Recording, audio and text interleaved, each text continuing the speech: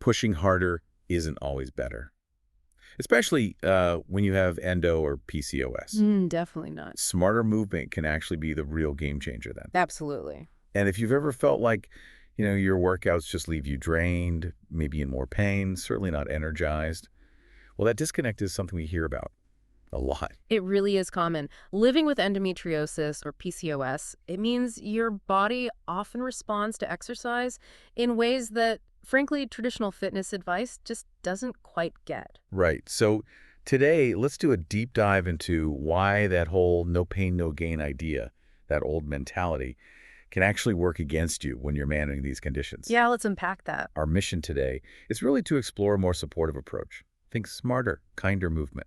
Movement that truly honors what your body needs right now. And it's so crucial to validate those frustrations right away Mm. because exercise is, well, it's often presented as this universal fix, isn't it? Totally. The answer for weight, energy, mood, everything. Exactly. But for anyone navigating endo or PCOS, that picture, it rarely matches reality. You might have diligently followed plans, hoping for those benefits. Only to feel worse. Precisely. Yeah. You're met with maybe increased fatigue or worse pain or even those awful flare-ups that can just derail your whole week. Hmm. And then you get the advice, often well-meaning, I suppose, but usually pretty unhelpful, like just lose weight or, oh, just stay active. Without acknowledging the reality. Yeah. Inflammation, the hormones, the chronic pain. It completely overlooks all of that, the daily challenges. Yes. And it's so easy to internalize that, isn't it? Just start thinking, what's wrong with me? Why can't I just do this? Am I just lazy? Oh, absolutely. That self-doubt creeps in. But here's the key thing to really understand. Yeah. You are not lazy. You are not failing. Your body simply has different needs. Very different needs. And it deserves movement that respects those needs. Full stop. That's the core message. So let's really shift our focus today. Forget about pushing through pain, forcing it. Let's talk about how to move in a way that supports your system rather than straining it.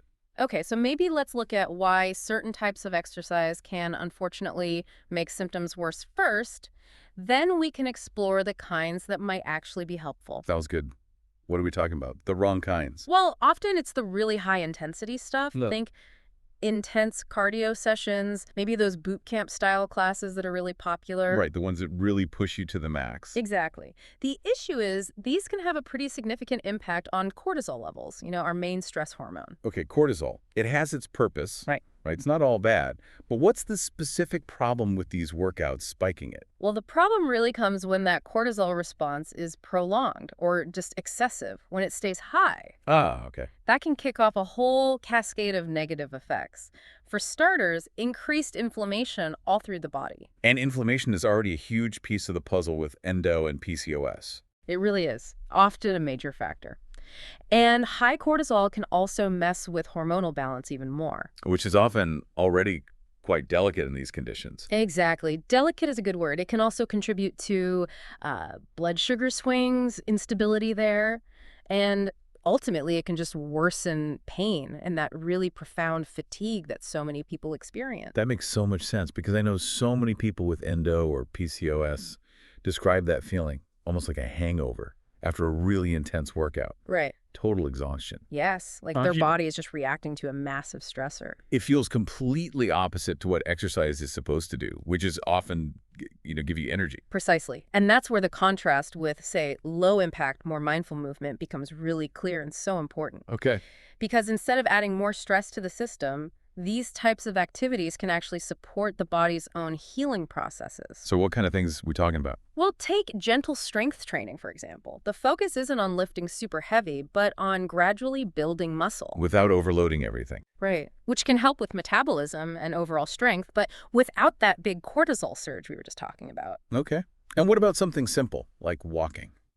That must be okay. Oh, absolutely. Walking is fantastic. It's accessible for so many people. And, if you can manage to get outdoors for it, even better. The mental health boost, too. Definitely. That connection with nature can be incredibly restorative. Then you've got practices like Pilates or yoga. Gentle yoga, presumably. Yes, generally gentler forms. What's great about these is how they can improve flexibility and also circulation, but without putting excessive strain on the joints or the system overall. And we shouldn't forget swimming. It's wonderfully low impact, works the whole body, and it's very gentle on the joints too. So the takeaway here isn't about avoiding movement altogether. Not at all. It's just, it's not about pushing to your absolute limit every single time or chasing that feeling of being completely wiped out. Exactly. It's about finding movement that strengthens you, yes, but also supports your body in a way that's actually sustainable without overwhelming it. It sounds like a real mindset shift. It really is. It's about fundamentally changing how we view movement.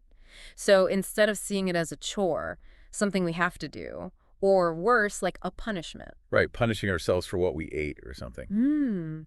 we start to see it as a form of nourishment, a way to actively care for our well-being, movement as kindness, really. Nourishment, not punishment. I like that. Okay, this all makes a lot of sense conceptually. But for someone listening now, maybe someone who's really used to those go hard or go home messages, Yeah. what are some practical first steps? How do they start? That's key, the practical side. I think the most crucial thing is to start small, really small. Like how small? Honestly, even 5 minutes of gentle movement can be incredibly beneficial. A short, easy walk, a few simple stretches, that can be far more supportive than forcing yourself into, say, an hour-long intense class that your body just isn't ready for that day. Okay, 5 minutes. That Right. feels achievable. It usually is. And the other vital piece is learning to really listen to your body's energy levels.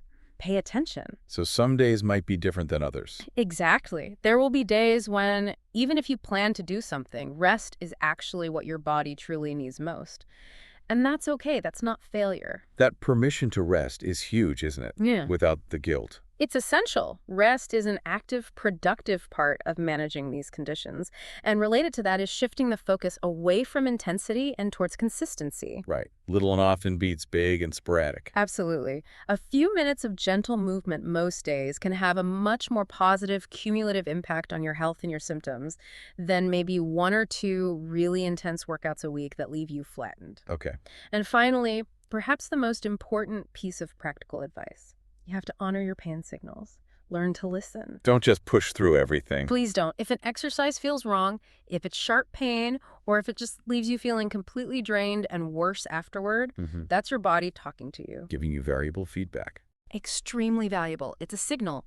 Time to adjust, maybe try something different, or just take a break altogether. So it really boils down to cultivating a more, I guess, compassionate and communicative relationship with your own body through movement. That's a beautiful way to put it. Exactly. And maybe, on that note, here's a little invitation for you listening right now. Okay. Try just a 5-minute gentle stretch later today. Just Yeah. a few simple movements. And really tune in. Notice how your body responds. How does it feel afterward, especially compared to times when maybe you did push through discomfort? Just observe. That's a great, gentle challenge. Yeah. Now, we've talked a lot about listening to your body, honoring signals, but everyone's experience with endo or PCOS is so unique. How can someone really get to know their specific needs and patterns when it comes to movement? That's a really important question because you're right. What works wonders for one person might cause a flare for someone else. Finding tools that help you track how different activities actually affect your specific symptoms, well, that can be incredibly valuable for building that self-awareness. Okay, tracking. And I imagine that's where something like the March Health app could come in handy. Precisely. That's exactly the kind of tool I mean. What's so useful about the app is that it allows you, essentially, to become your own health investigator. How so? Well, you can log the different types of movement you're doing. Was it that short walk?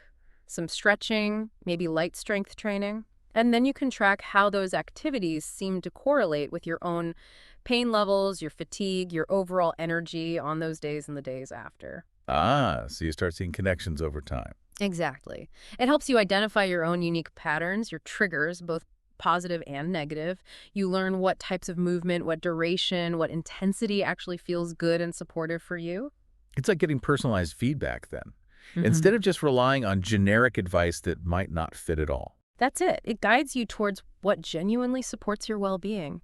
So yeah, if you're looking for a way to track your symptoms more easily and really understand what kind of movement best supports you on your specific health journey, the March Health app is definitely there to help you explore that. In a personalized way. A personalized, compassionate way, helping you move away from that outdated, often harmful, one-size-fits-all advice. Okay, so as we start to wrap up this deep dive, the core message really seems to be about redefining exercise, doesn't it? If you're living with endometriosis or PCOS.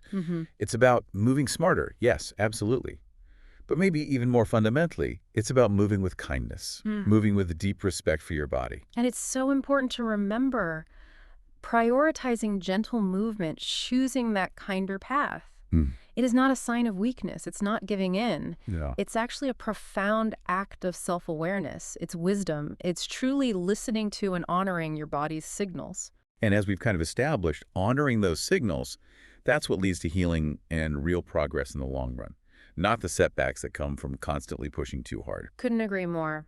And please remember the cumulative power of those small, gentle steps.